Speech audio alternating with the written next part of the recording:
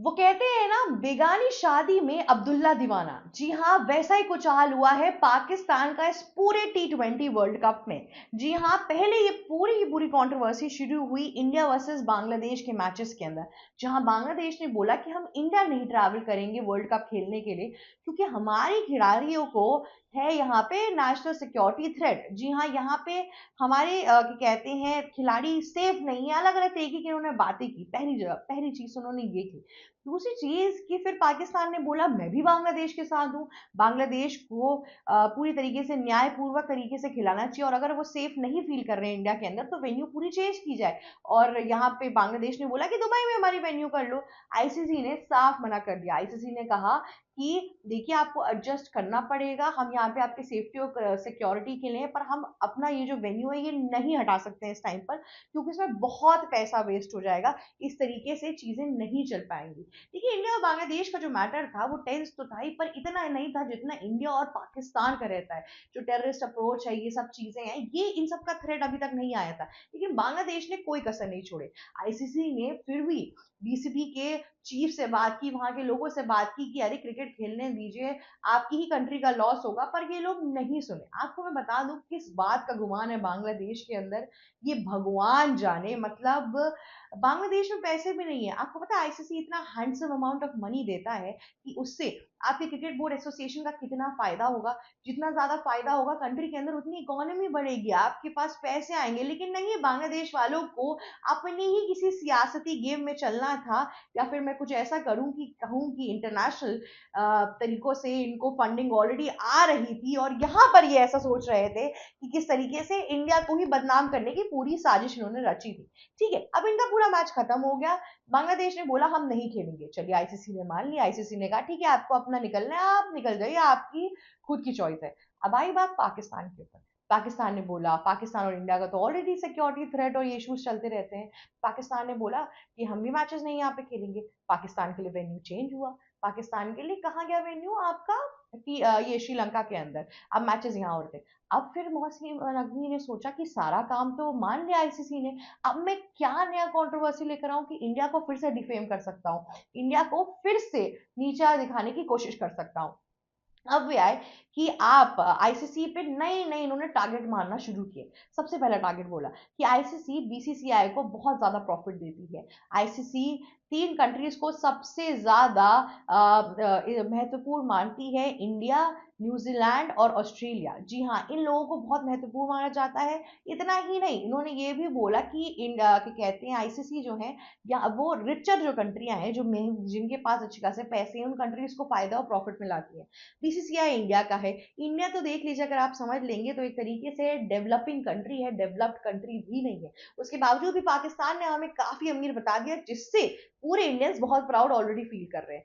लेकिन यहाँ पर जिस तरीके के एलिगेशंस पाकिस्तान ने इंडिया के ऊपर लगाने की कोशिश की है, उससे ये समझ में आता साफ सीधी बात कि ये बात ना क्रिकेट की अब रही नहीं गई है।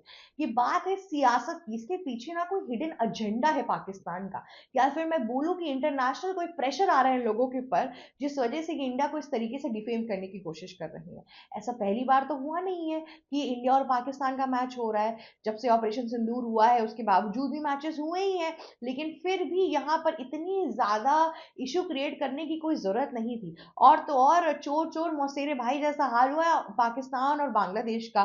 दोनों का अगर इतनी प्रॉब्लम थी, एग्जिट मार लेते। एग्जिट क्यों नहीं मारा आपने? ऑब्वियस सी बात है, अब आईसीसी अपना वेन्यू चेंज करेगा तो उसके स्पॉन्सर्स, उसकी तैयारी, उसकी चीजें वो किस तरीके से होंगी, कितना पैसा वेस्ट है ये सब कुछ, ये बात लोग समझते ही नहीं है। लेकिन पाकिस्तान और बांग्लादेश को तो बस यही करना है कि किस तरीके से इंडिया से उनकी चीजें छीन ली जाए। यार, आईसीसी ने ऐसा कुछ भी नहीं किया। और फिर पाकिस्तान वालों ने ये भी एक नया पॉइंटर निकाल के लाया कि ऐसे तो आईसीसी बात करता है कि इक्वालिटी इन सब चीजों की, पर वो हमारे जैसे छोटे देशों को जरा सा भी हेल्प आउट नहीं करता है।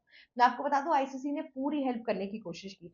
पाकिस्तान के लिए तो वेन्यू भी चेंज हो गया, उसके बावजूद भी कोई डिफरेंस नहीं आया उनकी हरकतों के अंदर।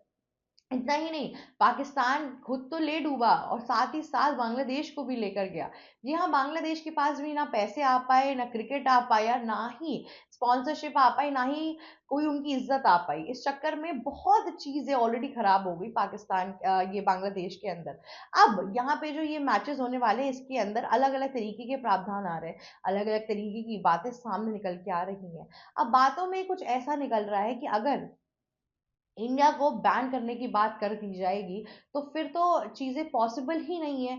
आप बीसीसीआई को आप बैन ही नहीं कर सकते। आपको पता है कि इंडिया की तरफ से आईसीसी को कितना फायदा होता है? बीसीसीआई आईसीसी को इतनी स्पॉन्सरशिप दिलवाती है, व्यूअरशिप दिलाती है, सबसे ज्यादा इंडिया में एंटरटेनमेंट देखा जाता है। एक मैच से करीबन 3 करोड़ से ऊपर तक की रेवेन्यू जनरेट होती है। आप समझ रहे, एक मैच एक जगह पे जो हो रहा है उसके वजह से इस तरीके का जो पूरा का पूरा प्रॉफिटेबल बिजनेस ये लोग खड़ा कर रहे हैं, जिस तरीके की होती है, उससे समझ में आ रहा है कि क्या आगे चल के बातचीत हो रही है, किस तरीके से चीजें चेंज हो रही हैं। और यहाँ पे हमें एक और चीज भी देखने को मिल रही है कि कैसे इस पूरे के पूरे चीज के अंदर हमें एक नया सेट दिखने को मिल रहा है कि ये बात ना क्रिकेट की रही नहीं गई है, ये बात अब सियासत से भी ऊपर जा रही है। इतने दिनों में अगर आप देखिए तो इंटरनेशनल पावर्स ने बहुत कोशिश की कि हम साउथ ईस्ट एशियन कंट्रीज को गिराते जाए, चाइना को छोड़ के, क्योंकि चाइना को गिराना इतना आसान नहीं है। एक साइड से हमने देखा श्रीलंका, बांग्लादेश, आपका फिर म्यांमार, नेपाल और पाकिस्तान, ये सब ऑलरेडी गिरे हुए हैं, डेट ट्रैप में फंसे हुए हैं। फॉरेन कंट्रीज इनको पूरी तरीके से मैनेज कर रही हैं, इनके यहाँ की गवर्नमेंट का कुछ अता पता नहीं है, बहुत तरीकों की चीजें। अब क्या है कि इंडिया के ऊपर भी प्रेशर डालना था। इंडिया के ऊपर लगातार जब से इंडिया राइज करना शुरू किया है, इंडिया के ऊपर जैसा लगता है कभी सनिच्चर लग गया है 2025 में। जी हाँ, तब से इंडिया जैसी कोई चीज करने जाता है उनके पीछे पड़ जाते हैं ये लोग। मुझे लग नहीं रहा अब ये मैटर सिर्फ और सिर्फ खेल का रह गया, अब ये मैटर बन चुका है सियासत का। एक सियासत जो नकवी साहब पीसीबी के जो चीफ है वो खेल रहे हैं, क्योंकि अब आने वाला है इलेक्शन और वो सोच रहे हैं कि मैं कैसे पाकिस्तान का प्रधानमंत्री बन जाऊं। अब पाकिस्तान के प्रधानमंत्री बनने के लिए अगर वो पाकिस्तान की आवाम को ये बता देंगे कि हमारे देश में इतनी प्रॉब्लम्स है, तो वो बन नहीं पाएंगे। इसीलिए उन्होंने क्या किया कि इंडिया को कितना परेशान कर सकता हूँ मैं, इंडिया के कितना खिलाफ बोल सकता हूँ, इस पे कोशिश करूंगा। ये तो स्ट्रैटेजी है वहां के होम मिनिस्टर की, बाकी लोगों की तो आप बात ही छोड़ दीजिए। अब इस स्ट्रैटेजी के ऊपर यहाँ पर हमने देखा कि नकवी साहब चलने लगे। अब इस स्ट्रैटेजी के अंदर नकवी साहब कितने प्रॉफिटेबल बिजनेस में, कितने लॉस बिजनेस में, वो भी हम समझ रहे हैं, क्योंकि ऑब्वियस सी बात है कि पाकिस्तान की इतनी कोई बात मानी नहीं गई, वेन्यू चेंज हुआ, पर ये तो नॉर्मल सी चीज है, हमेशा ही वेन्यू चेंज होता रहता है इन सब चीजों पे। लेकिन अब जिस हिसाब से चीजें चल रही हैं उसमें ये हो गया एक सेट। दूसरा ये कि पाकिस्तान को ना गुमान आ गया है, पाकिस्तान को लगता है कि इंडिया और पाकिस्तान का जो मैच होता है ना, उससे सबसे ज्यादा पैसा कमाता है आईसीसी, सबसे ज्यादा रेवेन्यू जनरेट होता है, जबकि ऐसा अब कुछ नहीं रह गया है। सबसे टक्कर का मैच अगर होता है तो इंडिया और ऑस्ट्रेलिया का होता है, इंडिया न्यूजीलैंड का होता है। आजकल इंडिया और पाकिस्तान के मैचेस के अंदर बस वही है कि ब्रॉडकास्टिंग टेलीविजन पे हम देखते हैं कि किस तरीके से उसको ऑपरेशन सिंदूर से, जंग से जोड़ दिया जाता है, पर एक्चुअल में ये एक खेल है। और इस खेल के अंदर हम देखते हैं कि इंडियन जो टीम है वो पाकिस्तानी टीम से बहुत ज्यादा स्ट्रांग है, तो ऑब्वियसली ऐसा कुछ भी नहीं होता है जहां पे हम ये मान सके कि अब बहुत रोमांचक मैच चल रहा है या कुछ हो रहा है। वो तो एक पुराना सेंटिमेंट, एक पुराना दर्द है जो बाहर निकल के आता है। लेकिन जिस तरीके से एक तरफा हार रही है पाकिस्तान पिछले 2 सालों से, ऑब्वियस सी बात है, इसलिए उस तरीके का जो क्रेज ये बोल रहे हैं वो अब इतना क्रिएट नहीं हो रहा है, वो उस तरीके की बात ही नहीं हो रही है इस टाइम पर। लेकिन फिर भी पाकिस्तान को इस बात का पूरा गुमान है। दूसरी तरफ हम देखते हैं कि पाकिस्तान के अंदर एक और डिफरेंस हमें देखने को मिला।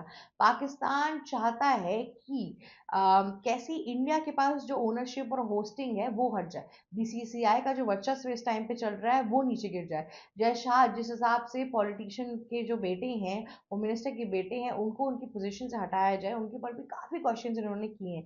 बेसिकली इन शॉर्ट वो चाहते हैं कि इंडिया बिल्कुल भी ना ग्रो करे, लेकिन उनके कहने या कुछ करने से अब कुछ होगा नहीं। वैसे भी बीसीसीआई ने अपने नाम को कमाने के लिए बहुत मेहनत की है। पीसीबी और बीसीसीआई के फाउंडिंग टाइम में ज्यादा डिफरेंस नहीं है, लेकिन आज बीसीसीआई कहाँ है, पीसीबी कहाँ है, जिससे पता चलता है कि आपको नियंत्रण अगर आप ट्राई करते रहेंगे सक्सेस का, तभी आपको मिलेगा। अगर आप नहीं करेंगे तो नहीं ही मिलेगा। अगर आप हाथ पे धरे के धरे रह जाएंगे कि एक दिन आएगा तो मैं करूंगा, ऐसे नहीं होता है। पाकिस्तान की टीम की मेंटेनेंस, पाकिस्तान के प्लेयर्स की मेंटेनेंस की हालत देखकर अब मुझे समझ में आ गया है कि किस तरीके से लोग स्पोर्ट्स में पैसे इन्वेस्ट कर रहे हैं। और घुमा तो देखिए, कह रहे हैं ना पैसा है ना कुछ, कह रहे हैं मेरे यहाँ मेरी कंट्री में आके प्लीज आप पोस्टिंग करिए, ये करिए, वो करिए। अरे उसके लिए होना भी तो चाहिए। किस गुमान में इस टाइम पे पाकिस्तान की आवाम चल रही है और गवर्नमेंट चल रही है, उसका कोई भी भरोसा नहीं है। अब देखते हैं कि इसके आगे इस पूरे मैच में क्या टर्न ओवर चेस चलता है।